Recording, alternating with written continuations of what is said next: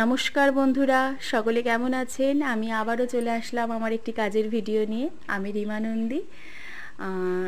আজকে একটি রাউন্ড শেপের আমি আইব্রো প্লাগিং করব। তো আইব্রো করার সময় আমাদের অবশ্যই মাথায় রাখতে হবে যাতে প্রপার শেপে হয়, খুব সুন্দরভাবে নিট অ্যান্ড ক্লিনভাবে আমরা করতে পারি কাজটা। তো অল্প বিস্তর সবাই আমরা মোটামুটি পার্লারে যাই আর আইব্রো করে থাকি। যার যেখানে আইব্রো করে ভালো লাগে সে কিন্তু সেই পার্লারেই যায়। তো প্রত্যেকটা মহিলাই কিন্তু চায় তাদের আইব্রো মনের মতন হোক। আমাদের মানে আইব্রো যার যেরকম আছে তার মধ্যেই আমরা চাই যে আমাদের আইব্রো শেপটা যেন খুব সুন্দর হয়।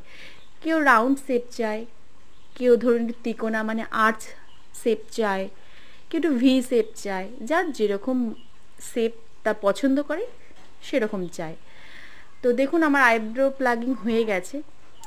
আইব্রো প্লাগিং করে অবশ্যই কিন্তু একটু জেল হোক বা একটা ক্রিম হোক দিয়ে মাসাজ করে দেওয়া বাধ্যতামূলক আমি মনে করি।